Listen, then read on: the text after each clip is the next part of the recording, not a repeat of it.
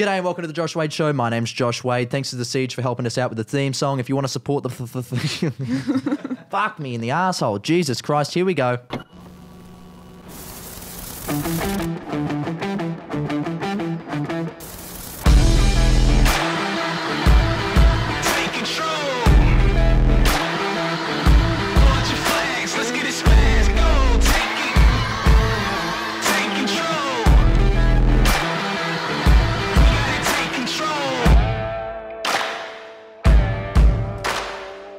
Welcome to the Josh Wade Show. My name's Josh Wade. Thanks to the Siege for helping us out with the theme song. If you want to support the boys, they're giving us a song for free to use. The links will be down in the bio. Here we go. It's fucking plug time. I got shows in Melbourne, Adelaide and Sydney. They're on sale now if you fucking want to come along. This one is for the people that love the conspiracies, love the fucking shit that's going on in the world. I'm talking all about it. We're talking about my fucking...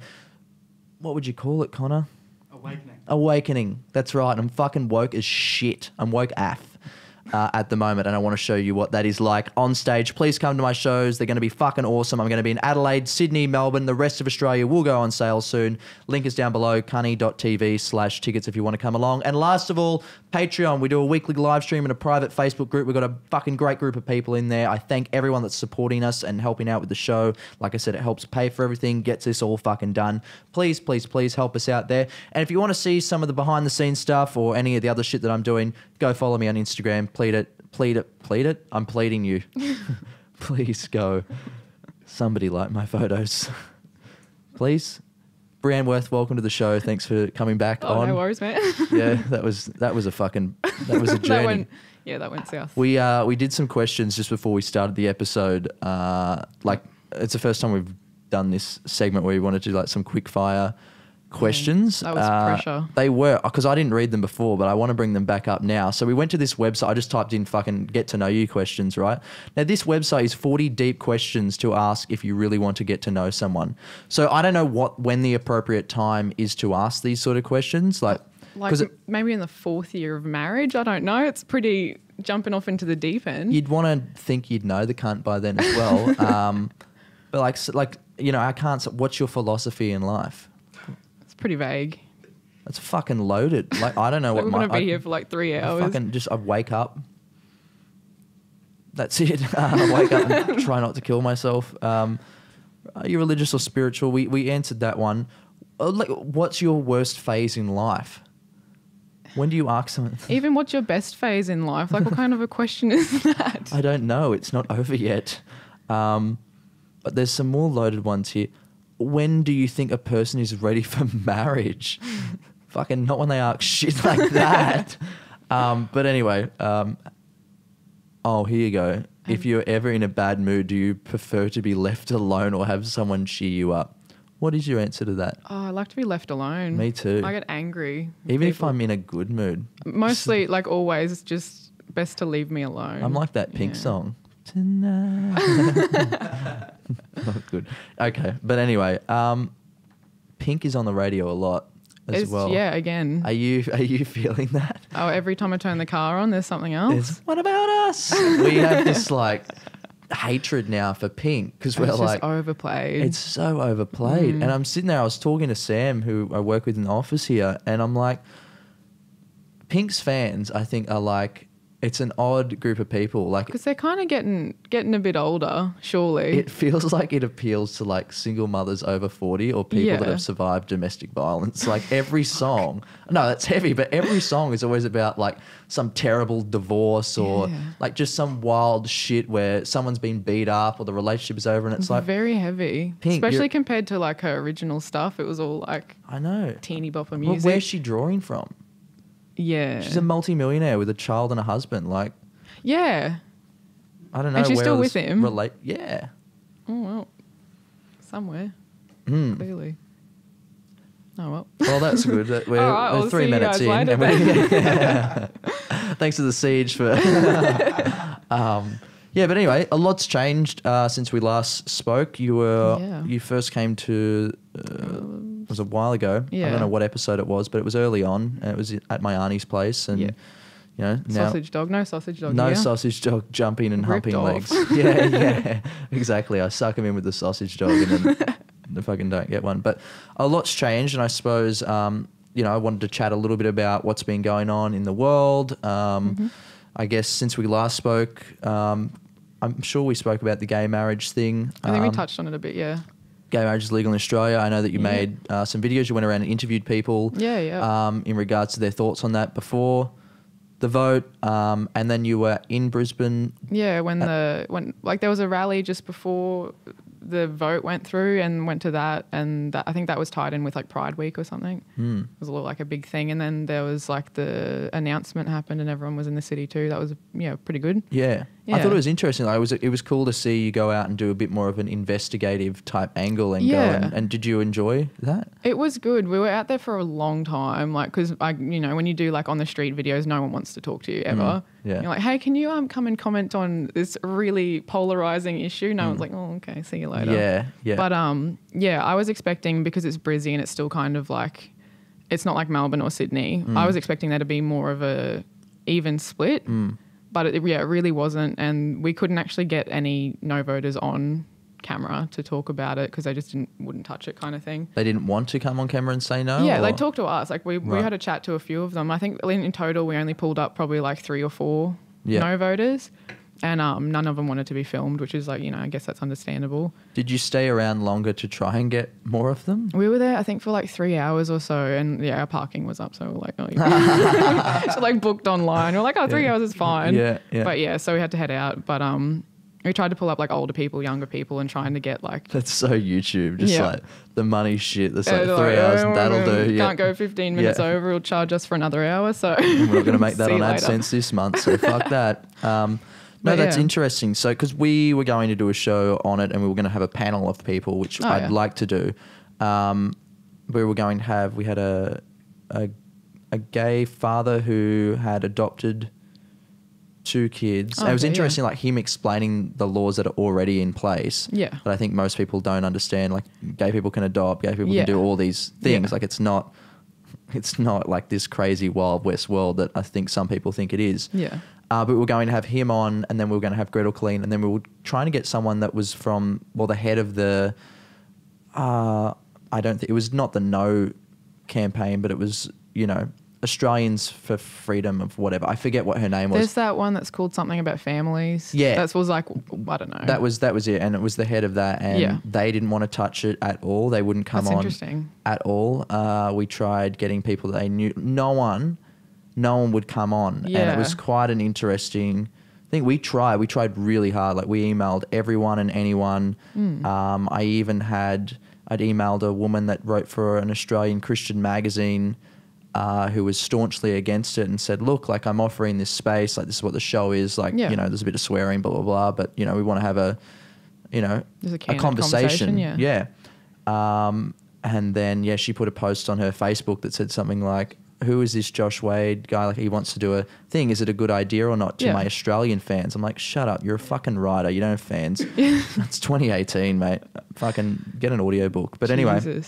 I wouldn't come on. Oh, no, the top comment was, no, he believes 9/11 is an inside job. Like, they're crazy whack jobs. And I'm like, oh, no, these people still exist. But I found it really interesting because in stereotyping a bit, we tried to pull up a couple of older people. And the one that did come on camera was in the video was like quite for it, which I was surprised about. And then there was a Catholic woman who was against it but didn't want to be filmed, which is fair enough. And then there was a few other people as well. But I think there was only one guy that was kind of sitting in the middle, and then the rest were just like, yeah, go ahead. What do you think? What do you think about someone that, I know this is a debate that's been and gone and it's, but, when someone says, still today, there's probably 1 million people that are against it. 100%. What do you think about that if it's coming from like a religious angle? I find it very difficult to understand it just because it's not something, like, I don't have the same beliefs and I really can't relate to it, kind of thing. So from an outside perspective, I'm like, that's kind of illogical to me. But I also understand that a lot of these people who are religious they're not stupid. Like, they're smart people. They've got their own things that they believe, kind of thing. I just don't think it's enough. Like, I don't think religion is enough to dictate law, and I think they should be kept quite separate. As in, like, someone's religious belief shouldn't dictate what laws happen in a secular country. Sure. Yeah, exactly. So that's my kind of like, you know. It's a great way of putting it. And then obviously... but as far as like them wanting to have that opinion, sure, go ahead, but don't dictate laws in a secular country because of that. Yeah, I think we forget, like, you know, a lot of these people probably are the same people that, you know, totally I am. Anyone is having Sharia law in a country that's secular, but it is interesting that it's fine if it's Christianity kind of thing. Yeah. And there is the argument that Australia is already founded on a lot of Christian ideals and stuff, and it is. Well, I suppose that's Western culture. Yeah, and that's the thing. The whole lot is, but it's also like if we're going to call ourselves secular and we're going to model ourselves after like what Australia kind of is, which is not necessarily like it's predominantly Christian, I guess. I don't know if that's still true, but I don't think our laws should be based around the Bible ever. Here's a loaded question. Yeah. What is Australia? See, that's a question I don't even really know. Because, like, it's obviously different depending on who you ask. Like, to me, I would say it's like, you know, it's this big multicultural kind of like hub of, like, it's kind of a mess as well.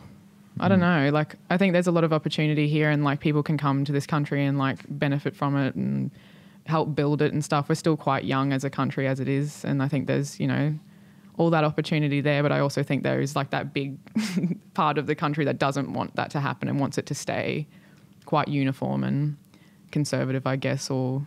Do you think we don't know who we are yet at all? I don't think we have a very solid identity as a country, to be honest. Like, we're not like, you know, like parts of Europe or even America, like, been around for ages, very rigid in their ideals kind of thing and who they are as people. Whereas Australia, it's kind of just like everyone's rocked up here and we're, like, just trying to shuffle things together and we're doing, a really good job. Yeah. But it is still like It feels like that. Like it feels like from, you know, the early 1900s, it was obviously very colonial and, you know, inspired by the British in a lot of our laws and, you know, we're singing God Save the Queen. Yeah.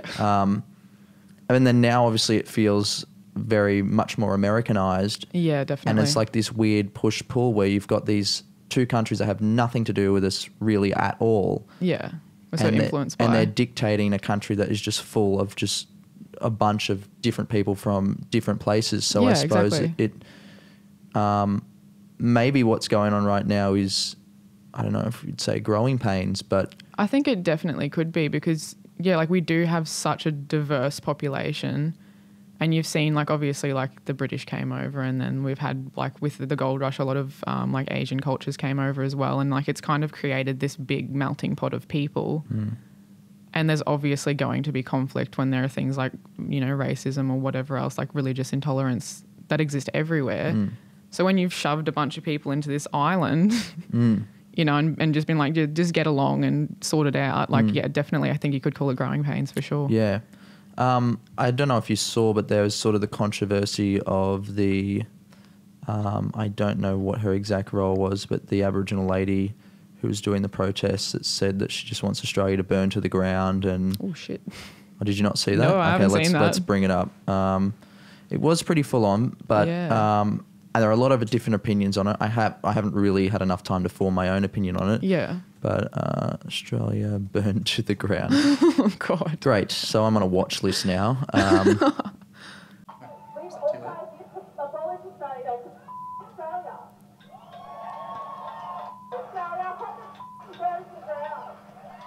Will you go anywhere near the Australia Day rally? Australia Day rally? Yeah, the march through the Where's Australia. that? That's down Swanston Street, isn't it? Oh, I'm not sure. No, it might. Yeah. Anyway, she basically just says "fuck Australia," "fuck Australia Day," "fuck," you know, I hope it burns to the ground or something along those lines, right? Yeah. So, I mean, that caused a bit of a firestorm, especially on Twitter. That's the place to go. Yeah. When you know, Twitter ruins my day every morning, doesn't it? Yeah. And it's so like I click on the moments thing, and I just like a mistake every single time. It is a mistake, and I do feel like no matter which political persuasion you are, they're so clearly like left on left on left. It's just like, oh, it's like I get it. You hate Trump, like it's every story is anyway. But yeah, a lot of people are losing their shit over that because I think she works for a government sponsored, you know, thing, and it's interesting because I saw a lot of the people that were getting mad at that. The rebuttal to that was, you know, these people that get mad at her saying that are also the people that want free speech, and you know they want to be. Yeah. So I was like, oh shit, they've got a. Yeah. You know, there's a point on both sides. So Definitely. you know, what's that like when you say something that? Because that could be considered. Imagine if a Muslim got up there and said, "Fuck that would Australia, be- yeah. burn it to the ground." That'd be a terrorist act immediately. It would be considered like Yeah. a threat of terrorism, 100%. and everyone to be thrown in jail and Yeah. whatnot. But that's interesting, yeah, because I mean, Is that a double standard? I think so in a way, but it's also fuck, that's a hard one. It Because like is. hearing that, like there's not, I obviously don't agree. It's not nice to hear, but if you are arguing for completely free speech, then she's technically exercising that right. Yeah. Even if Fucking what all she's power to you. yeah, I'm like even if what she's saying is a bit like I don't Yeah. agree, but yeah, that's a hard one. And it is also the same crowd that's like free speech, especially like within like the gay marriage thing. Everyone wants their free speech and religious freedom and this and that. But when it comes to like that, or even with like Islam and stuff, there's no religious freedom there. Like people aren't okay with their free speech or their religious freedom kind of thing. So, and there always is double standards on both sides. Like on every argument, there's people that are like, yeah, well, I can do it, but you can't. Yeah. With everything. And even like, I don't think it matters which side you sit on. You can kind of see the hypocrisy in. I'm cool with free speech and someone saying that or saying whatever they want, but obviously common sense prevails, and that there will be repercussions for. And that's the thing, yeah. As long as she's not arrested for saying it or Yeah. thrown away. But it is interesting that if she probably was of any other persuasion. It wouldn't be. Well, the reaction would have been a lot more. Yeah. Yeah, And for if she was sure. white saying it, then I don't think anyone would bat an eyelid Yeah. either. So, you know, there's like. It is. And I think that just comes down to like people's, I guess, like social privilege and stuff like that. Like, or, you know, what people, like racism obviously would affect it, and like Islamophobia would affect if someone in a burqa or whatever got up there and said that, you know, like, I don't know, it's interesting. But yeah, I do agree with like, I think free speech is fine in the sense that like no one should go to jail, or no, like the government shouldn't kind of intervene with people's ability to say whatever they want, but the social repercussions from just the population. I don't think people getting angry at someone saying something is a suppression of anyone's free speech. I think that's just common sense. Yeah. Yeah, I totally agree. Yeah. What about, I suppose, I read the other day that, I know it's sort of unrelated, and it's a great segue, but Australia is about to become a major arms Saw export. that. Yeah, that's a bit... Why? I mean, obviously money, but like that's a very interesting... That's huge. Yeah. Huge. Because we've never really had a huge amount of involvement in like arms dealing before. No. Yeah, I don't know. It sits a bit weird with me, but I haven't really kind of thought about it enough to formulate a proper opinion. Feels like it's just going to be one of those things where like we know about it and then ignorance is bliss, and we'll all just forget that we're like Funding. making the weapons that we're giving to a bunch of rebels to just go. Really unrelated. Have you seen the new Star Wars? Nah. It's kind of related. They had like a little bit in there where like, you know how like the dark side's bad, the good side's good. There was a bit in there where they pointed out that the Jedis were also selling weapons to, or like the good side was selling weapons as well as the bad side. And like, it was like, yeah, well, like, look at this kind of thing. Like you're angry at this war happening, but the side that you're staunchly supporting is funding this war as well kind of thing. I suppose, you know, if you're someone that's funding it or you're making the money from selling the weapons or whatever, you know, Josh Wade, the businessman with my business cap on, would be, well, I play both sides. If I can sell to both sides, I don't really give a fuck who wins, just as long as both of them pay their loan back for the weapons. Yeah.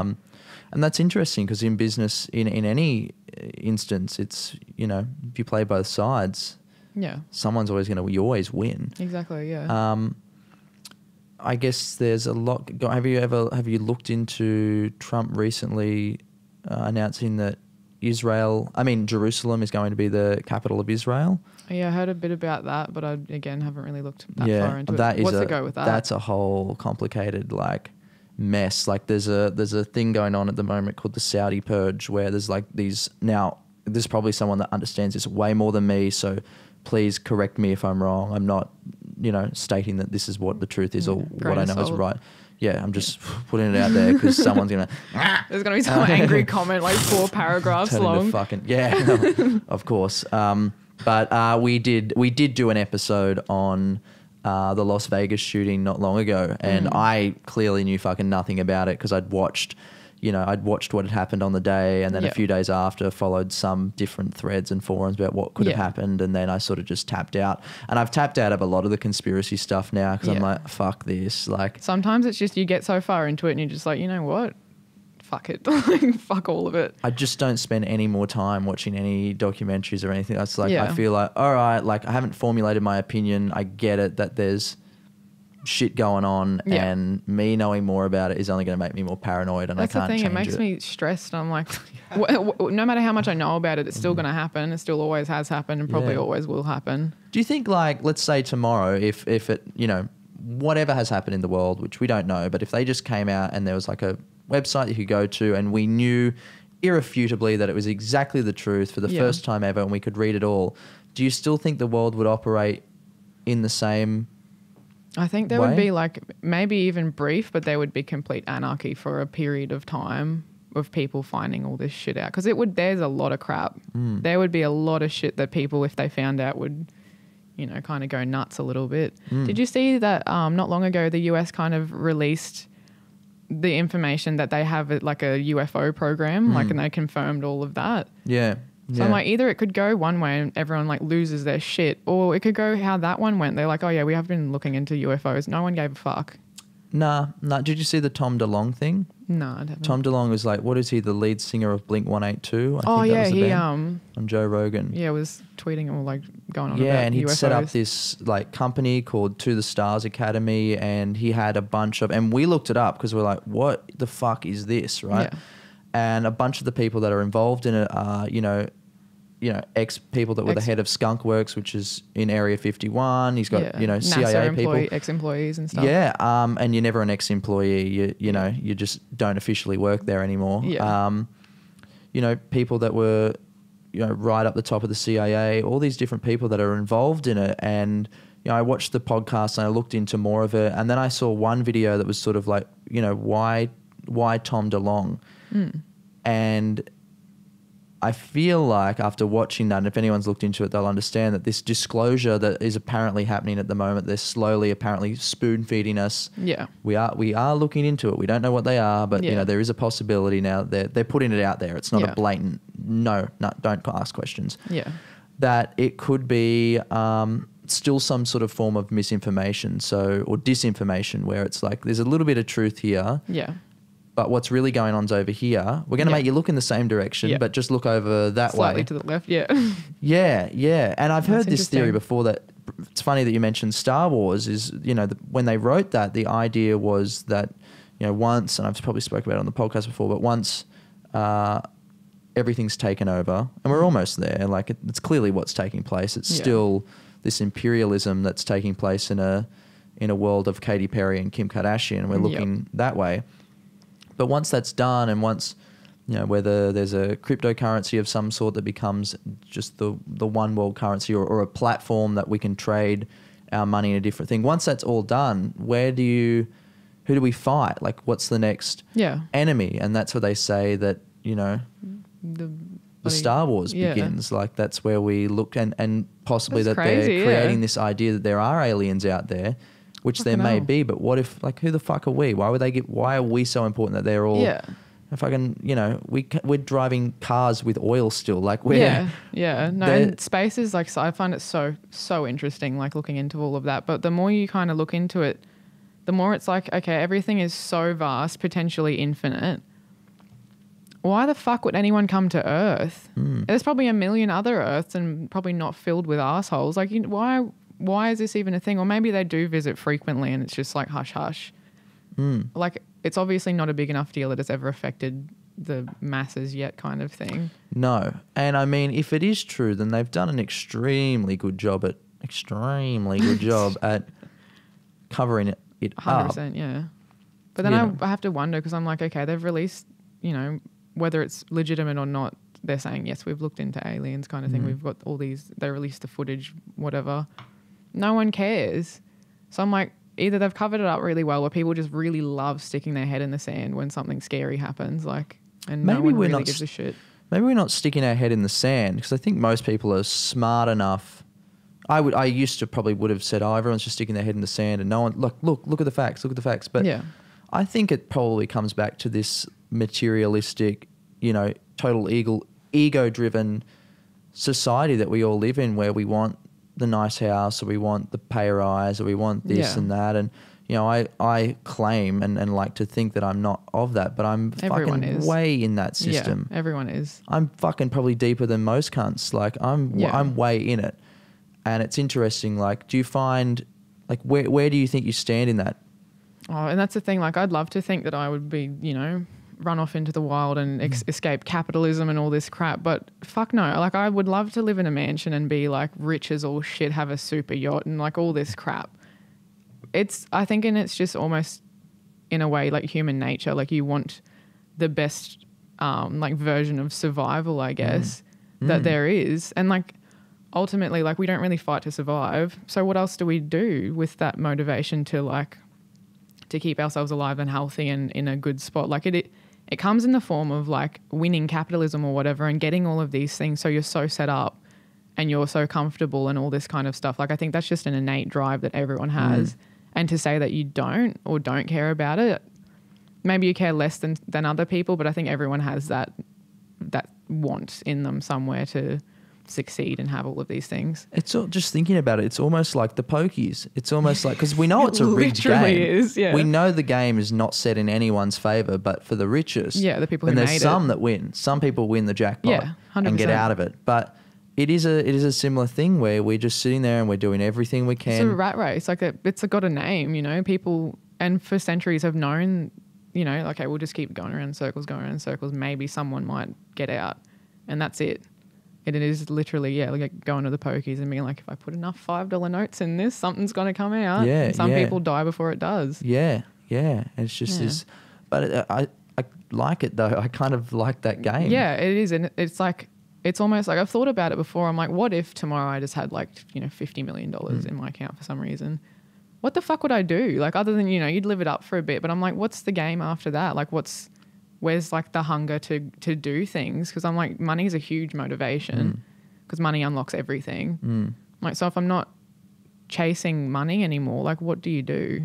I suppose though, for someone to get that sort of money, or to get to that level, I think it's more less about them getting the money. I think that's a reward for playing the game, or it's the journey. Yeah. Like when you look at someone like Jeff Bezos and these people that own major companies and are worth billions of dollars, you know, Bill Gates could have, you know, tapped out a long time ago. Yeah. Just gone, okay, I won, cool. Yeah. But it was never about the money anyway. That just seemed to be a pro. Yeah, like I'm sure there's fringe a lot benefit. I'm sure there's a lot of cons. Like I'm sure Mark Zuckerberg's sitting there right now going, there's probably a sniper rifle aimed at my head at all 100%. times. Yeah.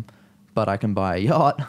So I'm sure there's like a trade-off of some sorts. But 100%. Yeah, when you look at these people, and I've spent, you know, a fair bit of time, especially in the last 6 months, looking at these people that are worth all this money and going, what's special about you? What is different in your mind to everyone else's that you were able to do that? And the common theme seems to be that it was never really about money at all. It was always, I guess, a phrase that I've been saying quite a lot, not necessarily the same, but it's that legacy over likes. Like what do I want to leave in this earth that's mine? That's mine. Yeah. And I had this thought the other day.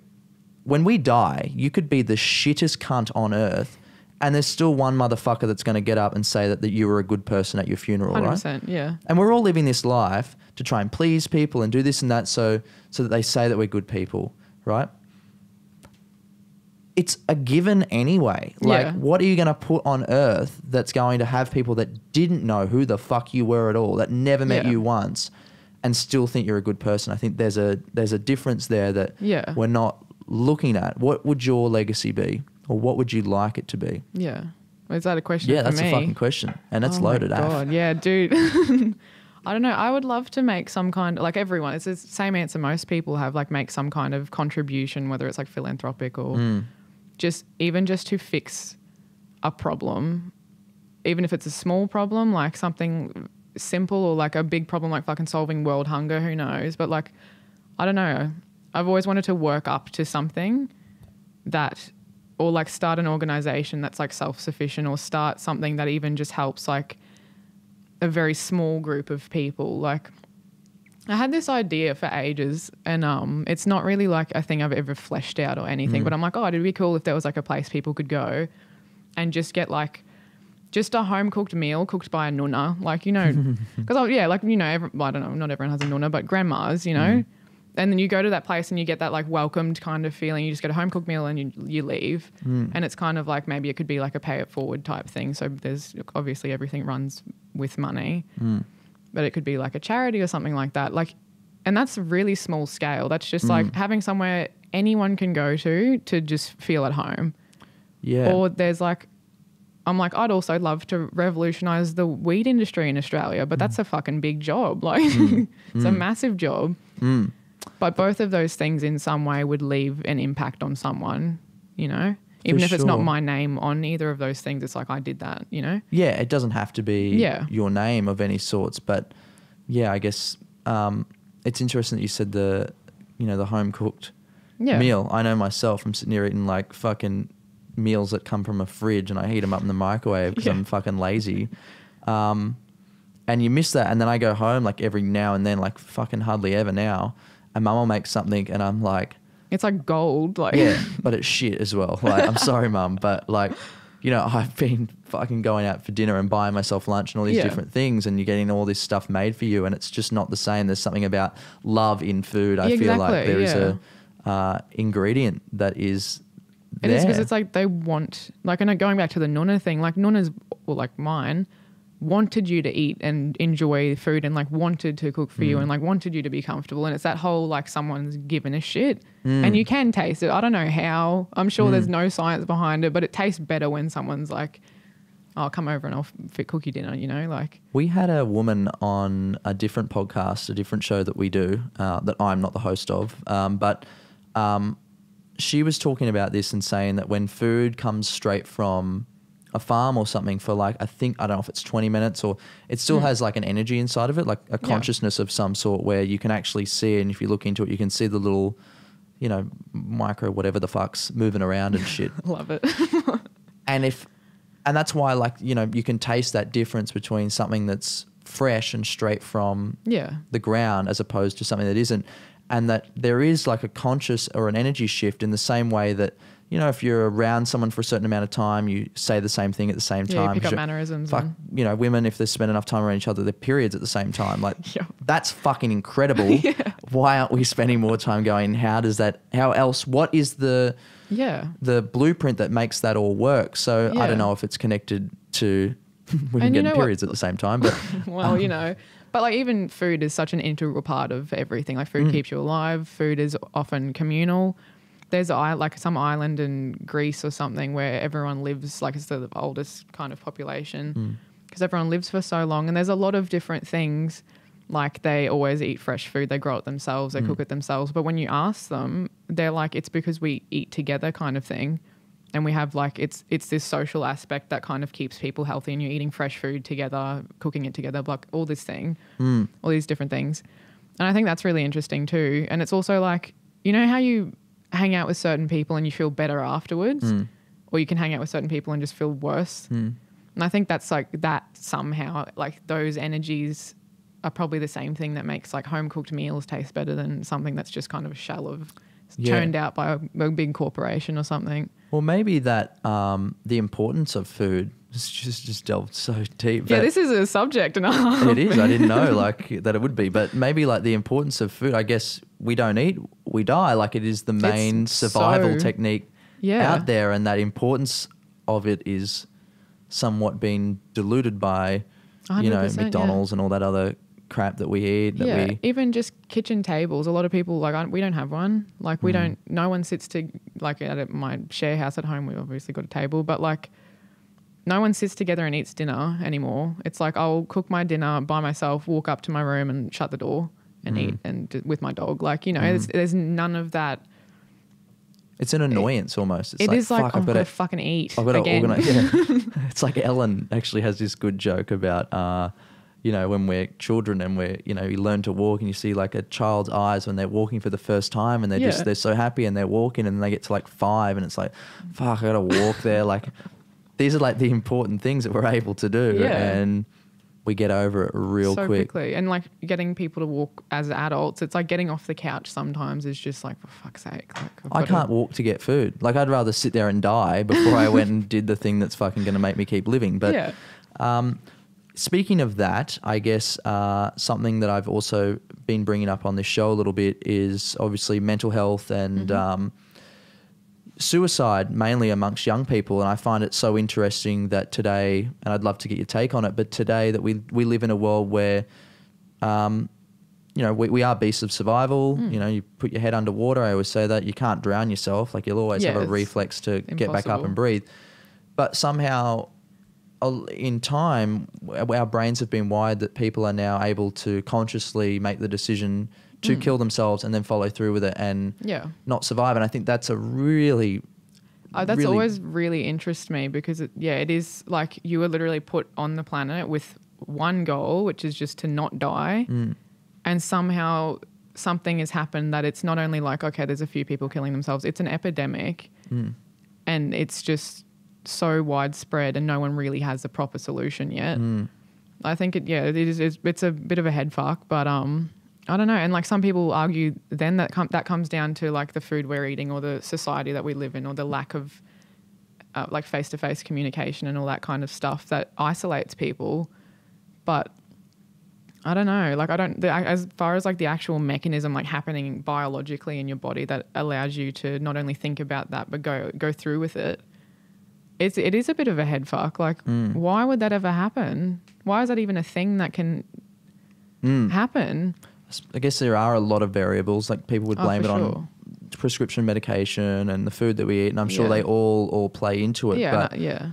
But it's this wiring that's obviously taken time through our parents and their parents and whatnot, and possibly, if we've had a lot of wars in the last 100 years and people live through major depressions and that. And it can be passed on. Like I know, because I've been to a psychologist before and that. And my mum's a very anxious person. And my psychologist thought that like half of the anxiety that I've picked up might not necessarily be as a result of like anything that's happened in my life. And it could be as well. Like it's, everything plays a part. But it might just be because I've seen mum act like that. And I started acting like that in the same way that like if a person like talks really loud, then their kid probably talks really loud, or if they're really like into sports, and their children probably are, it's like a learned behavior. That's interesting. I'll tell you what it could be as well, because this is what a psychologist told me once, because I'm crazy. He said that did your mum have any anxiety while she was pregnant with you? Yeah, that's another thing they brought up actually. And I was like, not that I know of. Like things were fine with their marriage and whatnot. But I rang her. I said, did you have any anxiety when you were born with me? Because the psychologist, he's a Buddhist psychologist. He's met the Dalai Lama. Like he's done some real crazy stuff. Yeah.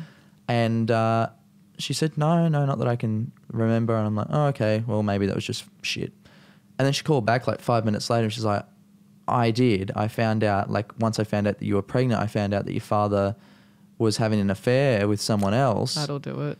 And I didn't know whether I was going to keep you or not. And I was like, oh, okay, so that's why I'm in default constantly. So because she's sitting there thinking, I don't know if I'm going to have to abort this child or not. Yeah. You're growing my as learned part thing, of that. I'm sitting there going, I'm in fight or flight mode before I'm even fucking out of her vagina. Yeah. Right? I'm sitting there going, Jesus fucking Christ, we're going to die here. So possibly that's where the switch was set up. But do you ever remember getting... Like, was there a point, were you always anxious, or was there just a point where, like, at a certain age, something might have happened that it ticked and you went, oh, shit, this isn't normal? I think, and that's hard to say because I didn't know what anxious was. I didn't, as a word, I got taught anxiety as a word when I was at a psychologist. So, like, before that, I literally didn't even know what the feeling was. But I've always had social anxiety a bit, in the sense that I've just always been really quiet. I don't find I don't get energy from hanging around people for too long kind of thing. Like certain social situations make me a bit nervous. It's nothing like debilitating, but it's just there, and it always has just been there. But then I think like once I hit puberty and there's all those fucking hormones and all this shit going on, then it really like just went out of control. And that's when I saw a psychologist, and they were like, oh, do you know what anxiety is? I'm like, fuck no, what is that? So, and then after learning that word, then I could identify and be like, okay, that's that feeling. And from there, I guess then you would say, then I could say, oh, I've got anxiety. But as far as like, I don't know how long it's actually been there. I just know how long I've been able to know it was there kind of thing. What was your coping mechanism when you say like you're in high school, you had those social situations, hormones are going nuts? Like how did you combat that? Because it's one of those things as well where social situations are, you have to go through them. Oh, like yeah, there's that's parties, inevitable, there's people go to the movies and it's your interesting boyfriends, girlfriends, all that sort of shit. In high school, the social aspect of like that kind of anxiety, I didn't have an issue with it at all. It was more when I was younger and after I got out of high school. Like I'm worse with it now than I was ever in high school. But it's so weird. The kind of anxiety that I got in high school was so much worse. It just wasn't like I get triggered by social situations. It was just a constant like, it's just fucking there all the time. Yeah. Like, and it's just, sometimes it's worse if I'm moody. It was like so much worse, and I would act out and stuff like that. But yeah, in high school, I didn't really cope with it too well. When you say act out, like what would that be? Just getting angry or? Oh yeah, get really angry. Like used to just have a bunch of issues with that, like fight with, family, different things. Like just very, very volatile, I guess, as a result. But the underlying issue was just, I was just fucking anxious and scared about nothing all the time. Yeah. I was very much the same. And I know we've had conversations about this privately in the past, but yeah, mine was a generalized anxiety. Like it was just anything and everything. Yeah, it's just constant. Think the mask of, without it though, I don't think I would have found humor and comedy. And so that was your like coping kind of thing. Yeah. See, I don't think I coped with it at all in high school. And then once I like moved out of home and had to go to uni, I was just like, okay, let's, sometimes mum used to take me for like, if I was freaking out having a panic attack, mum would take me for a drive. Yeah. So I know now, like if I get anxious, I get in the car and go for a drive, and that's just like little things like that. Yeah. Or even making videos, like fucking hell, I was going through my old videos, and I made this video when I was in grade 11, I think it was. So probably 15, 16. It was fucked up. Like it was like a really artsy type thing. You could very much tell I was like pouring a lot of emotion into that. Never see the light of day. But that's when I started making videos, was when I was like so fucking stressed out and like over nothing, like everything's a threat constantly when nothing is happening.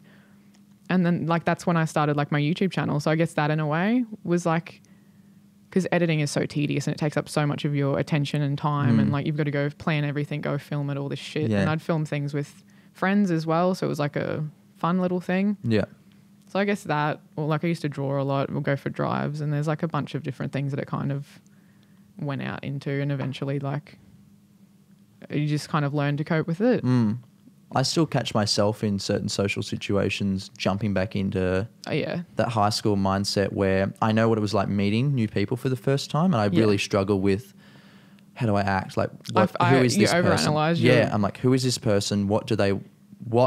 How do they need me to be for acceptance? And it's almost like, and I catch myself doing it, and I really try not to, but like you analyze the kind of person they are and you mirror it a little bit, because I'm like, I don't want them to fucking confront me about anything the first time I'm meeting them. After that, it's fine, but like the first time I'm like, okay, well, I'll just be as non-confrontational and fucking invisible as possible, and I'll try not to act weird. Yeah. And be friendly and just like, my first time meeting anyone is just fucking stressful. Yeah, me too. But I think it's stressful, but at the same time, I perform best under stress. And I found that I can be a chameleon. Like I can get along with people that fucking anyone. Like takes me a few seconds and I feel the awkwardness and I don't know what to say or what to do. And then humor just always seems to be the thing. It's like, well, no one hates someone that's funny. Yeah, exactly. And normally it would come at the expense of myself. Like I would straight away make fun of myself, like self-deprecating stuff. I don't take myself too seriously, where I fucking take myself really fucking seriously. So serious that I want you to know that I don't take myself seriously. Yeah. But then that started to affect me because I would constantly be self-deprecating, that to a point where then you start believing it almost. Or, Yeah. I'd start to be, the confidence would start to go, and it's only been maybe recently that I'm like, fuck this, like I'm king shit in my own world. Like I don't need anyone's approval anymore. I tried that and I got a lot of approval from a lot of people. So now it's more of a free for all, but everything's still a threat to me at the same time. I'm still just there's always that underlying thing. And like I think it sounds a lot worse than it is. It's like, okay, there's this thing that I'm constantly like battling all the time, but it's not really. It's just like, okay, that's there. I just got to go about my day and ignore it kind of thing. Do you think there's like a defiant? Do you ever get defiant, like annoyed at the fact that you're living in that underlying thing? You just start to go, fuck you. Yeah. I'm going to go do something that you're going to hate. And I'm going to put myself through hell for this. Exactly. Yeah. But it's a fuck you to something that you feel like you wouldn't be able to do. In September last year, like I was getting like certain offers with like brands and stuff, and they're like bigger brands that I was like really excited to work with, and I like my immediate reaction was fuck no, like I'm not fucking doing that. It's completely out of my comfort zone, like not doing it. But yeah, in September I was like, nah, you know what, like I'm shitting myself regardless, because I'm like, if I don't do it, I'm anxious because I hate myself for avoiding a problem. But if I do it, like I'll go and do it, it'll be done, and then I'll probably feel better afterwards. Might still hate myself, we'll find out. You know, so I just forced myself to say yes to every offer that came up, even if it wasn't like my forte. And it's been great. So I'm like, I don't know. It's just kind of like, and I feel like the more you force yourself into situations that are in your head so awful and impossible to do, the smaller the problems actually get. And I don't think the anxiety goes away. And like I still get scared doing certain things, but it's a lot easier than it was. And it's easier to be realistic and sort of go, that would never happen. Yeah, exactly. Anyway. And like talk yourself down, because obviously it's like in your head there's this big fucking worst case scenario that is 100% going to happen, and it's probably going to be worse. Like that's what I always tell myself, and then it happens, and it's so anticlimactic. Nothing goes wrong. No, nothing at all. Almost 100% of the time. And you like spend it's completely so fine. much time. Like there was maybe 2 years ago, there was a show in a town that I didn't want to do at all. Like I'd done it once, I had a bad experience, and I was like, I don't want to go back there. Like I'm putting myself through enough stress. I was already going through a lot anyway, because I wasn't feeding myself properly. I wasn't exercising. Yeah. I was just constantly being put on the road, tour. And I had to go to a psychologist. I tried to get out of it. I was ringing agents. I was ringing everyone going, cancel the show. I don't care if it makes me look bad. Yeah. If I look bad and fucking whoop, don't give a fuck. I just never want to go back there. Yeah. And they're like, no, you have to do it. Like you sign the contract. They're able to sue you if you don't do it. And I'm like, fuck me. So I probably would have spent more on the 3 months leading up to that show going to a psychologist over that one show, because all I would sit in bed all day, every day, just sit around going, fuck, how am I going to do it? What am I going to do? Like, what if this? What if that? And it just became just the worst thing. And then the day comes and you do it, and I'm like... You look back and you're like, are you fucking serious? What could I have done with that time if nuts. I wasn't stressing out? Like, I was stressing out over nothing at all. Yeah. But at the same time, I don't want to look into the future, and I don't want to know if something's going to be okay or not either. Yeah. I don't want that knowing... Yeah, exactly. At all. I don't know. I think it's like when you're a kid, like I remember riding a bike when you first learned to ride a bike, and it's fucking terrifying. Well, for me it was terrifying. It was so awful for me. Yeah. It's us just the ages Oh my wrecked. God. Everyone else just can't wait. And we're like, But yeah, I was shit scared. Bikes are fucking scary looking. I didn't know what I was doing. And dad's the one who was teaching me, and he's not the type of person that will be like, oh no, it's fine. So you fucking do it. Yeah. And I kept falling off because I was psyching myself out. And he's like, you were literally not leaving until you can ride a bike. So get your shit together and do it, in nicer words than that. Yeah. But that was the principle. And like, I was stressing out so much. I'm pretty sure I was crying for a little bit. And then I fucking did it, and it just wasn't a big deal. Yeah. Like and that has been a theme throughout my whole fucking life. Yeah, I know. But it's almost good because like my parents are the kind of people who are like, you just need to just shut up and do it. Yeah. And that's a theme that I've recently picked up a lot more heavily than I have in the past. And like, it works. Yeah. You just need to like, just fucking block it out, keep going, and just do it and shut up. I remember getting a bike for Christmas. Yeah. And I was like, I didn't ask for a bike. I was like, I know that you've probably spent good money on it. Yeah. Thanks. I got a PlayStation that year as well. So it was like great. It was just like this extra surprise present. So mum and dad must have had a good year. I'm like, a bike? Where? I'm like, yeah, you can ride it to school now. And I'm like, no, you're dropping me to school in the car and I'll get out and walk to class. And they're like, no, we've got it for you so you can start riding to school. And I was like, I actually remember that day crying, just being like so distraught over the idea that I'm going to have to start riding to school. Yeah. And then when school time came around, it was the first day and they put me on that fucking bike and I was too scared. Like I had to ride by myself. And here I am like in grade 3, grade 3 or 4. Man. And I'm thinking I'm going to get fucking raped and pillaged by every person that fucking looks at me. Like I was just terrified that murderers are out everywhere. And, oh man. And they're like, no, it's all right. We'll drive the car next to you the entire time. So my parents drove the car next to me as I'm riding the thing. But still, I was so terrified. Yeah. And I'm riding and get there. And the other thing was I couldn't, don't ask me why. It was a proper bike. Like it didn't have, you know how when you were young, you had the pedals, like you could just go like that and they brake. Oh wait. Oh yeah, the back. Yeah, you just go like that and they brake. This one wasn't. This one was like you go back and you can start going like that. And all the cool kids would be like, go backwards while I was going forward, right? And it had that. So I had to learn how to use these brakes, which you just squeeze it. But that was a terrifying concept to me at the time as well. So what I would do is I wouldn't do that. I would just like ride, and then I'd jump off it and run along it and like pull it back. Yeah. So it's like my filmmaking. It's very guerrilla. It's like, we'll just figure this out when it's our happening, way. Yeah. Yeah. And yeah, so they did that. And then I remember maybe the third day after that, they drove me halfway there and then they just took off. Oh, and I was like, you fucking dog cunts. I probably said that. No, I didn't. But yeah, and then one day, might have been pretty close to that, my mum picked me up. She rode her bike because I had a younger brother then. I think he was still a baby or something. And he was in the, like, you know, the little mum seats, which you don't see anymore. Oh, wait, what, on your back? The bike. Like a bike with the a little baby thing seat on the back. Yeah. You don't see them anymore, which is probably good. They're not safe. No, they're just really quite flimsy. Yeah, they are. It's like this weird plastic thing that you're just sitting like put a whole child in and just hope for the best. Yeah, hope no one hits you with a car. Yeah. And I was riding next to her and because I didn't know how to use the brakes, I went out on the road and a car was coming and I was like running after the thing and my mum's just grabbed me and just fucking like, I don't know where she got the strength from. And she just grabbed me and fucking reefed me back and the bike's gone under the car.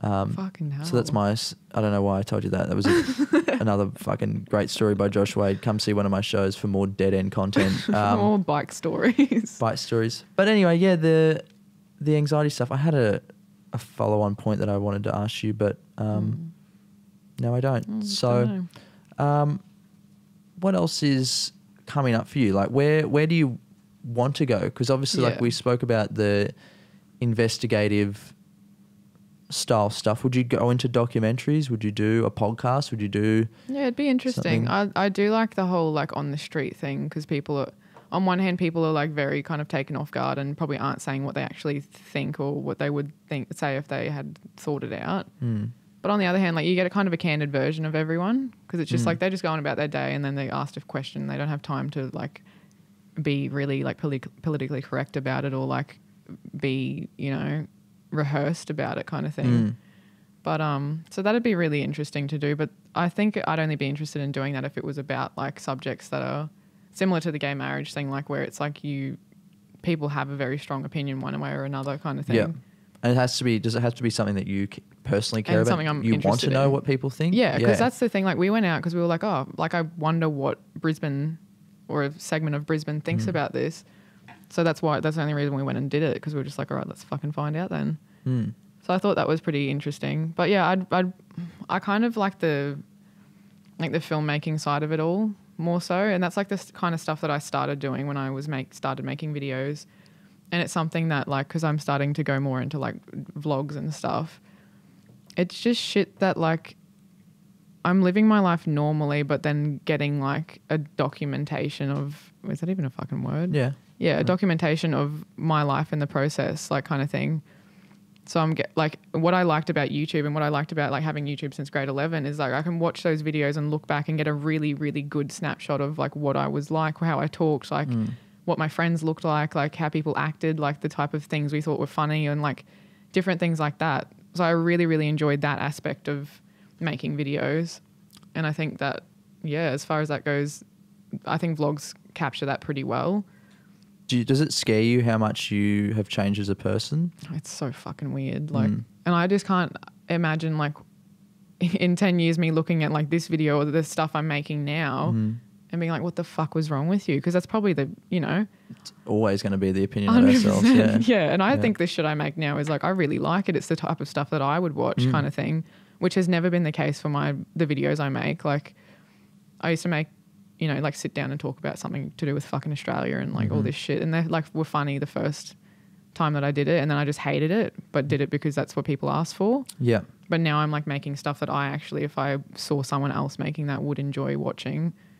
Are you competitive? To an extent with certain things. Not like necessarily. what? I don't know, like competitive with stupid things, I guess.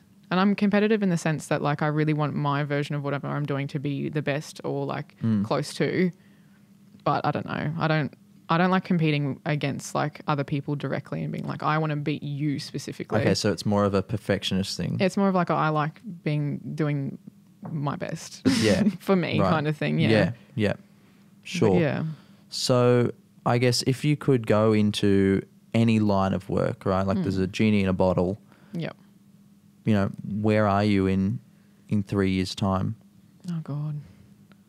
I don't know, because I really like working for myself, so it would definitely have to be something that is completely self-directed. And is that for your whole life? Whole life, yeah. I fucking don't think I could ever work for someone. So whatever I'm doing, I want it to be my project that I'm working on and I'm directing and this and that. And I really do like filming things and producing videos, but I don't know that that's necessarily going to always be like my main focus, and it's not even my main focus at the moment, I guess. I would honestly say like Instagram's a bigger focus for me, like I guess photography or whatever, and the clothing line that I'm working on as well. Like I really enjoy designing things and getting that kind of creative outlet as well. Where did the clothing line come from? And like you may as well plug it, but where did the idea come from that you went, this is what I want to do? Because you've done it for a while now and you've been putting work into it, and it's like, it's going to pay off. It's one of those things where eventually if you keep digging, you're going to fucking find gold. Yeah, exactly. It's literally started that I used to get shirts printed just for like outside of YouTube, just for me kind of thing. Because I used to like designing them, and sometimes I couldn't find things that I wanted to wear in stores or online, so I just would go and print it myself. Yeah. So yeah, I did that, and I did it with this one shirt, and it had some design on the front and the back, and I put a photo on Instagram, and then everyone was like, oh, where did you get this, blah blah blah, all this shit. And then I was like, oh, it was mine. But then like so many people were commenting that I'm like, oh fuck it, I'll just make them and then sell them online for people who watch my videos who are interested. And that's like the first thing that started, and that like for how the size of my audience at the time really popped off. Like I was doing that with a company called Spreadshirt, and they noticed like the big spike in sales kind of thing. So they got in contact with me and were like, let's, we can give you these benefits, blah, blah, blah. We'll set your shop up properly and give you like sales and stuff like that they would kind of pay for and all this shit. So I did it through that. And then it kind of got to a point where I was like, because when you're printing with big companies like that, you can only do certain things. It's like you can only screen print or digital to direct, and it's on their set of shirts they have available. Yeah, and also it was in America, so like most of my audience is in Australia. The conversion rate's not great. Shipping takes fucking ages through no fault of anyone's. But like, then I was like, oh, you know what? And I looked at the amount I had made off it, and I'm like, they're fucking making more off this than I am. And that annoyed me because I'm like, that's a big number. Like for, I think I was at the time 17 or 18. I'm like, that's probably like, times that by 5, that's what they're getting. So I'm like, fuck this. So I just kind of ended that and went and did it myself. And since then I've just been like ordering stuff in, and it's like really customizable and like actually what I really want to make kind of thing. And, I just like the whole process, like making it, working with like manufacturers, designing, like marketing it all, having like a really set kind of style for it. And like, you get to go out with your friends and take photos and promote it, and that's pretty, I don't know, I just like the whole process. You didn't have to, it sounds like you didn't have to go through any like pumping yourself up to do it and take the plunge. And I feel like, it was so slowly developed because it was like, I didn't even want to sell them in the first place. I just made a shirt that I liked. And then it was just like one step after the other. It was never like, I want to make a clothing line. It was just kind of like the inevitable result of what was happening. Yeah, sure. I suppose, there's so many young people out there that are wanting to do something like that, or just in their own business and be entrepreneurial in some part. We do live in a multifaceted world now where you don't have to be one thing, which is fucking awesome. Yeah. But what do you think it is that's stopping people from taking that leap? I did hear someone say yesterday that, our parents went to university and they're in that mindset, or even if your parents didn't go to university, but, the older generations in that mindset that university equals a, secured paying job when statistically it's a fucking lot worse than that. Yeah. You went to university, you graduated. Are you using that degree in a job? Not in a job, but like things I learnt because I did a degree in design and a degree in business. So in a way, it goes hand in hand, doesn't it? Yeah. So I was like, with Rift, like the clothing line thing, that both of those things are very applicable there. Even with YouTube, the business side is like, or Instagram, whatever it is, social media. Yeah. That's still applicable, but I'm not using it in like the sense that I went to uni, I got a job and I stayed in that job, because I got a job and left pretty much immediately because I just couldn't. The structure's not for, like, again, with the being self-employed, like I can't fucking take orders from people when I think I know better. And then you can't do what you think you need to do that would make it better because you're being told like by someone to do something else. So is that going to be a learning curve for you when you're setting up a business yourself? Obviously you've got this now, but if it gets bigger and you have to get employees and stuff like that. I'm sure it will. I'm sure it'll be a thing. Yeah. But yeah, and I don't know, maybe like hopefully I think would be the kind of boss that learnt from the experience I had and kind of lets people take the reins, because you hired them because you thought they were good at their job or could like have something to bring to the company. So why would you then squash that? But the reason that you set up the business and the reason that it was successful is because you're a control freak. Yeah. And so it's funny. It's a double-edged sword. And that's why you see like with these, Steve Jobs and all these people, they're apparently just all cunts. So you've got to find that happy medium where, do you want to try and get everything done yourself 100% to perfection in your own head, or are you happy to pass it off and delegate it and get it done, but maybe to 80% of what you would do and not be able to get mad at it? Like I find myself now with little things and running a different business outside of YouTube and that I'm learning at the moment to like just let go of the you have to reins and not get frustrated by the small thing. Like it's not on me, right? It's a team effort, and it has to be a team effort.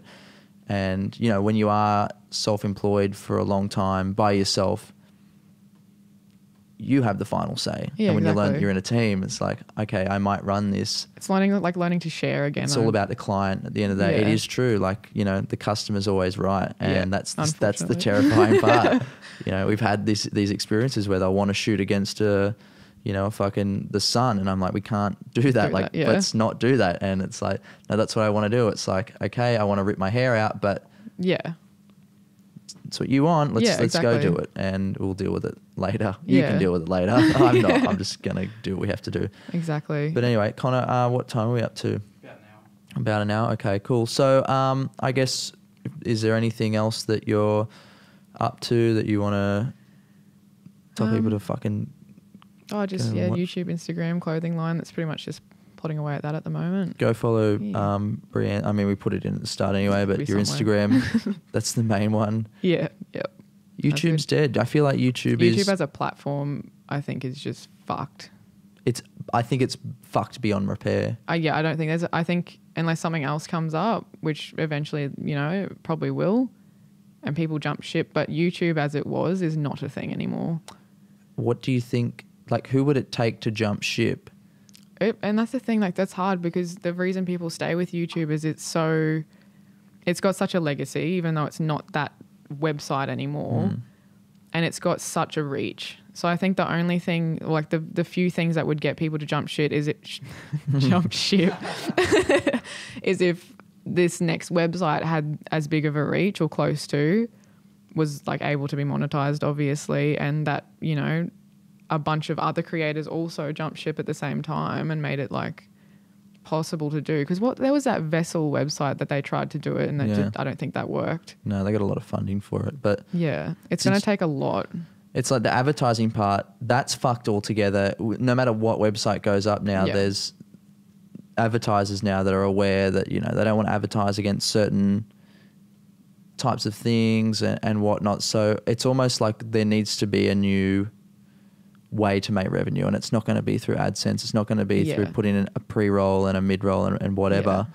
That's the thing, I think, where like, you know, influencer marketing and all that kind of crap, like brand deals and things like that would come in, because that's most YouTubers, Instagrammers, whatever, mostly YouTubers, like they're always making more off brand deals than they are AdSense. AdSense is almost like a joke now to people, unless you're like, you know, one of the big boys. Yeah, Jared Wright calls it Centrelink. It is. It's like you get at the end and you're like, oh, that didn't really help. It doesn't cover shit. You can buy a fucking packet of Doritos. Yeah, cool, thanks.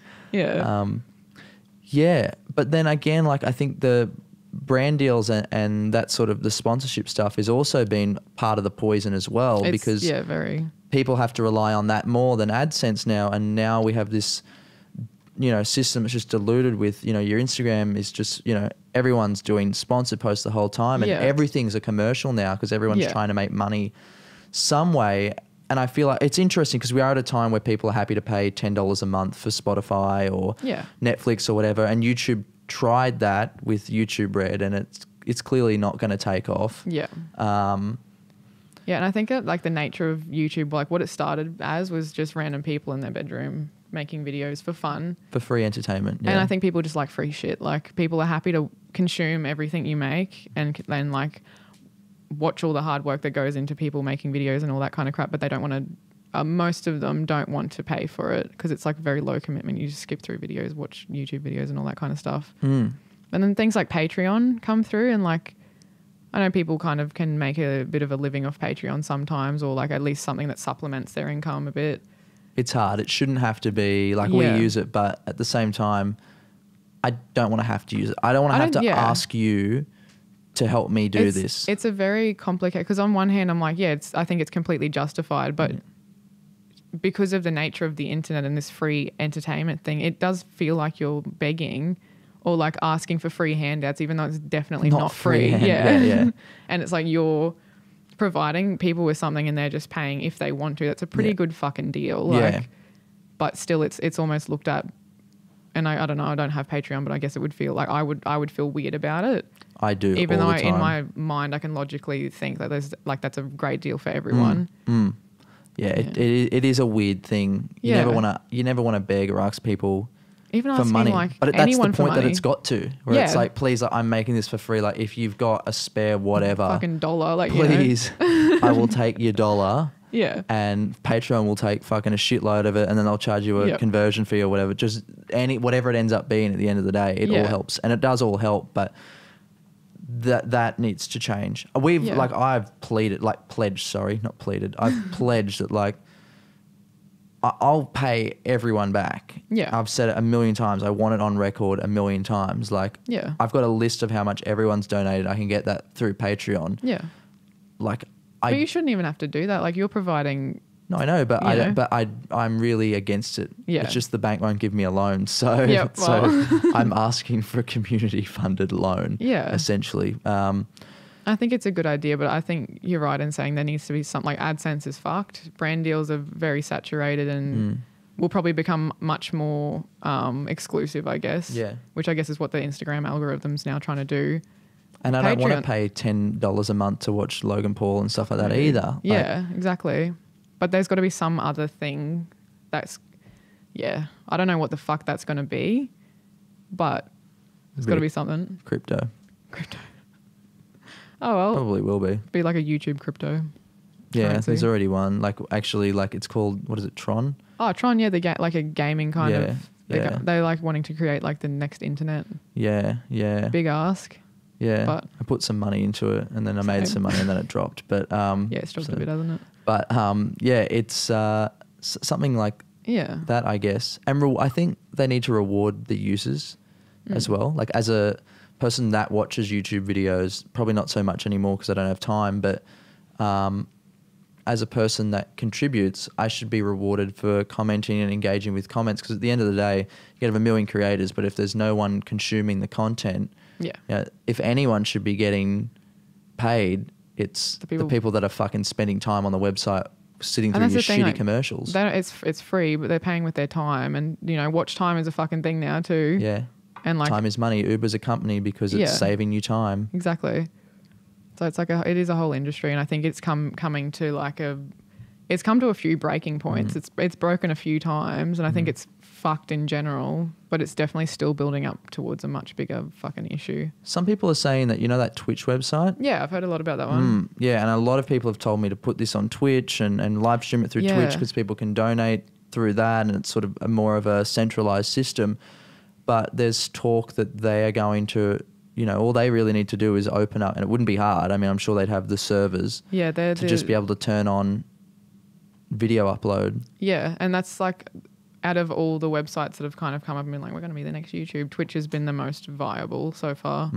And you see, who is it? Jenna Marbles and that, they use Twitch, don't they? Yeah, and H3H3 uses it. Like there's a few big players using Twitch at the moment. Already. What if? Yeah. What if they're just going to go home and make a Twitch account? I mean, you know what it was like when, do you remember like Kasim G and all those people started, I don't know if it was Maker, and then Disney bought it. Like, and that was the first multi-channel network. Yeah. Whereas now, like, the new multi-channel network thing is your Team 10 type stuff, where it's this hyper collaboration of like really sensationalized kind of clickbaity shit. Yeah. But it works. It does work. Like, you can't look at Jake or Logan Paul and say they're fucking unsuccessful at what they do. No, I wouldn't. That's what I did have written down. What did you think of the? Obviously, like, you don't fucking film a dead body.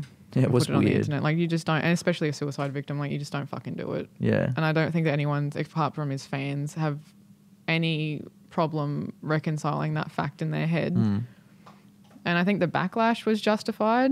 I also think that, like, a lot of people are just wanting to delete his channel and get him off the fucking internet, which I'm like, yeah, that'd be a great idea, but it's never going to happen. So can we just try and realistically find a better outcome here? I think people were waiting for him to slip up. He was going to, like, the type of shit that him and his brother make, like, you're going to have a big fuck up at some point. And his brothers had quite a few. But Logan was kind of looked at almost like the golden child who never did anything wrong because his brother was such a, making such a scene. Yeah, over here. Everyone's looking over here. Yeah, and Logan's doing just, same shit he's always done. But then he fucked up. So I think because of that, because he was supposed to be like this, to an extent, non-problematic, even though he's been doing shit for a while. And because he put a dead fucking body on the internet, like, that was a really big thing. Like, when I saw it, I was like, I don't think I've ever seen anyone put a dead body on YouTube, let alone their biggest creator. Like, yeah, a lot of it was weird. And then his audience is kids. Like, that's, I think, what pissed the most people off. It was like, this is going out to kids. Yeah, suicide is a subject that we should definitely be talking about. Talk about it. You don't need to show a dead body to talk about it, though. Yeah, it'd sort of just be like the Wiggles talking about, Wiggles talking about suicide or something. It's like, you're not the right person to do it. Appreciate the thought, but or if you're going to do it in a kid-friendly way. Or like, and I think his whole like suicide message was just an afterthought because he's like, oh fuck, how can we upload this and make it like not as shit? Totally. Like, it was weird. It was all weird and convoluted. And I feel like my theory on it was that he got really big, really, really fast. I mean, years of Vine and stuff like that. But I mean, going mainstream, like that flip of the switch happened really, really fast. Yeah. And I think it got to a point where I was surprised that he didn't have at that level of fame and celebrity and that he didn't have managers or anyone nothing, not betting every single video that he put. Not even a PR team. Like, it doesn't look like either of them. No.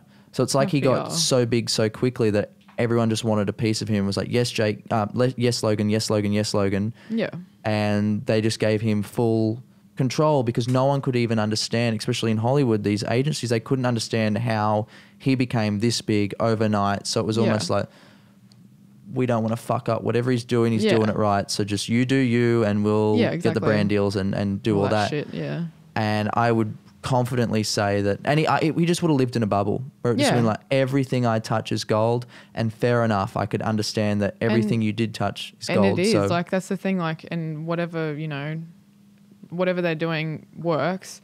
And on top of that, he is making like a fucking vlog every single day, and he jumped straight from Vine, which is not as intensive, I guess, as daily vlogging, straight into daily vlogging, and did, what was it, like over 400 days or something. And you know, that's a fucking lot. Like, if I struggle making 1 or 2 videos a week, and I get, he's got like a team behind it, an editor and that, but it's still a lot. Like, never started at that though. As well, like he would have had to spend time doing it himself before it grew to a. So you would live in this bubble of just fucking, I need content. Yeah. And I get it. You see a dead body in the suicide forest. To him, in that, what I'm assuming is like a really warped mindset that he would be in 400 days into just views constantly. You'd see that and think views, and that's I don't believe that isn't exactly what he fucking, you know, thought. Even though he's like, oh, I didn't do it for views. I mean, I think it was a variable. I personally don't think that it would have been the entire thing. I think it just would have been him thinking that, you know, controversy creates cash. Exactly. And it might have been, I didn't think he thought the reaction would be I don't think as outrageous. Yeah, I don't think he thought the reaction would be so negative. Guess who wins at the end of the day though? You know, him. Yeah, go have a look at his social blade. It's probably he spiked straight up. Yeah, he got so many more subscribers and shit afterwards. Logan Paul, greatest entrepreneur of our time. Yep. Possibly. No, he's fucking good, and that's the thing. He's good at what he does, but it's just like, where do you cross the line where your ethics don't matter anymore? Don't know. I mean, it's business at the end of the day, and you know, this is obviously business that is show business, and we see it happening. But you know, Apple, I fucking love Apple, but I'm sure they're fucking, you know, they're hiring people, fucking slaves basically, that are jumping out of windows in there. You know, that's a lot worse than little Jakey who. And I think it is, again, like, because the product is Logan Paul and he appears to be a person, even though the stuff that is sold to kids is probably not who he is at all.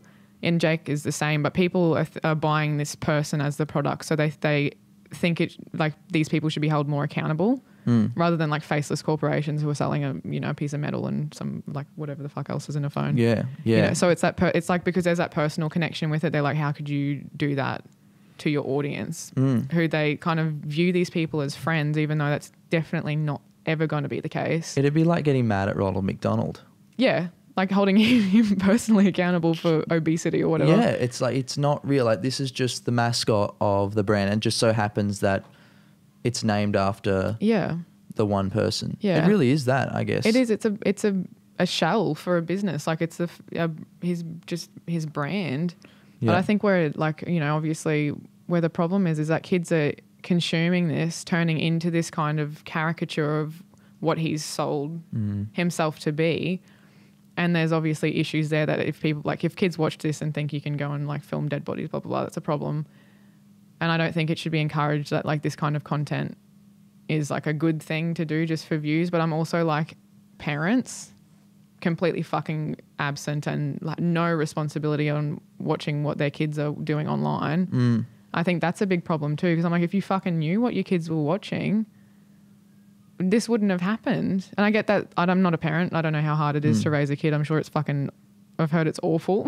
But it's just like, you know, the internet's kind of a fucking scary place for kids to be. You'd want to be watching what the fuck your kids are doing. Did you ever look into that Elsagate thing with the weird like animation? Like, that's an issue. the like they're pissing automated and shitting on each other, and like they're getting that. No, was this like the kids channel that just uploaded automated crap? Yeah, well, it's not automated, like but it's the same videos over and over again, but with different characters. And I think I've seen drinking piss, or they're like hitting each other, and like, and the comments in the comment section are these weird like numbers and letters and different codes, and then someone on Reddit like translated them into Thai and then translated them to English, and it was like, you know, it was like code words for maybe child abductions or child trafficking. What the fuck? Yeah, and they were racking up all these views on it, and a lot of it was, you know, then it came back to mind control, where it was setting these kids up to watch this stuff that looked sort of harmless, but in their head, you know, having Spider-Man and Elsa looking like they're sexually humping each other and pissing on each other. And Yeah, it's a bit weird. so when you come back to that weird shit where you hear like, I'll show you this video. We'll end on this because this will blow your fucking mind. Child of Rage. Like, this is crazy. And this is what it comes back to, is this desensitization, if that's the word, getting it out, of children at a young age, whether that be through any sort of type of abuse, physical, sexual, mental, whatever. Yeah.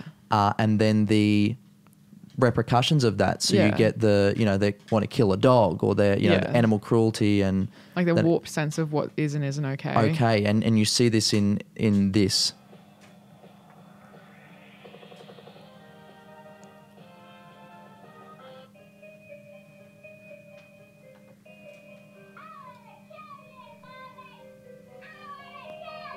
This is fucking creepy, man.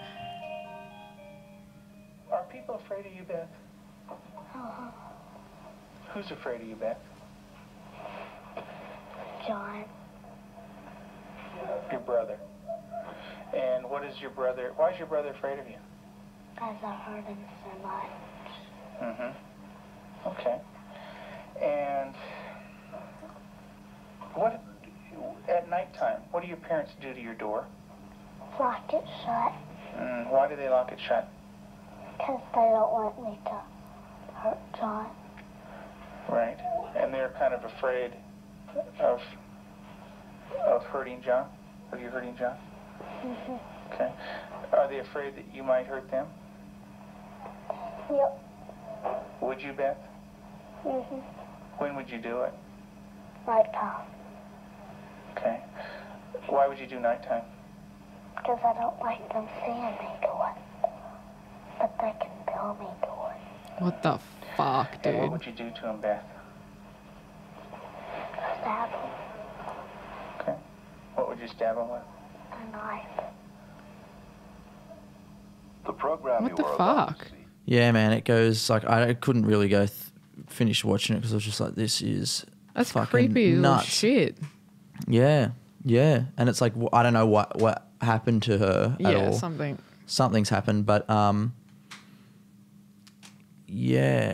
internet's a weird place. Yeah. And It's a fucking weird place for kids to be just let loose on the internet. well, I know how much my mind's changed because I watch yeah. different documentaries on certain things, and my opinions on political issues and stuff like that through the internet. So imagine 100%. what a vulnerable mind that is so easily molded Exactly. can do, even if it is a cartoon pissing on another cartoon. But it's just the undertones and the ideas that is fucked. Because in saying that, I've got an adult brain, I can, I think I can form my own opinions most of the time and kind of deduct things. But you watch something that's polarized one way, and you start, whether you realize it or not, you do start to kind of swing that way. And if you watch it enough, then that becomes the norm, and that's just okay, this is what my opinion is. And most people think that they've come up with that themselves entirely. And it's not, your opinions are never not influenced in some way by something. So yeah, if kids are watching this shit, or even watching going back to Logan Paul, he's quite disrespectful to just people in general in his videos, and whether that's what he's like in person or not, that's what these kids are watching, and that's what they're thinking is, the epitome of popularity and success and all of these things. Yeah. Sam, how much did your brother spend on that? It was like $70 plus another 70 for shipping or something. Jake Paul's bag cost $70. Logan Paul's bag cost $70 US dollars, Get fucked. and the shipping's $70 How the fuck is this for shipping? a school backpack. And what? All the kids at school have got the backpack, yeah. So that's why he needs it to fit in. We had fucking DC sweatbands and trucker hats. Yeah, because I've heard about parents and that talking about their kid getting bullied if they're not wearing Maverick merch or whatever it is. Yeah, that's a thing. I'm like, holy, how deep does this shit go? And because I don't really regularly watch his videos, but these kids do. This is a whole world for them. It's a whole, and you forget what school and high school and shit is like as well. That's very Bag's 100 US. Oh my God. So what's that in Australian? Probably 120, 130, somewhere plus between there. $70 shipping. So you're talking a couple of hundred for a backpack. For a shitty backpack that was probably made in fucking China. That's what I mean, I'm And he like- owns they own like a percentage of FanJoy, the company. So all the people that are on that website, they're all getting a chip in of merch there. Like, he's a fucking maverick. He really is. Like, he is an yeah. entrepreneurial fucking genius. Yeah. And it's evil, but that's business. Yeah.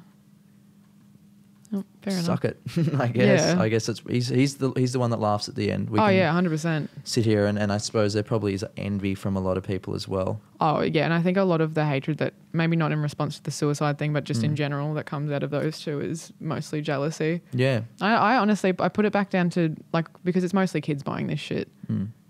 Like who's buying it? The parents. Like, But we bought Wiggles backpacks. We bought Yeah. fucking shit like that, and that was all a business. That was all Yeah. fucking merch. Look at fucking Disney. yeah, well Disney's a bit fucking corrupt. They're making fucking, how much money were they made out of that stupid fucking Frozen movie and Yeah. all the movies that they do? Yeah. And they only make movies because they sell merch. Yeah. They don't make a fucking cent from the cinema anymore or the Yeah. DVDs or the movies. It's like, how can we put this into pop culture that it lives forever? Yeah. It's that stupid fucking mouse. Jesus Christ. One mouse, 3 fucking circles, and these cunts have got us by the balls. Brianne, thanks for coming on the show. No worries, What a way man. to end it. All Brianne's social stuff will be down below. Thanks for watching, and we will see you next week.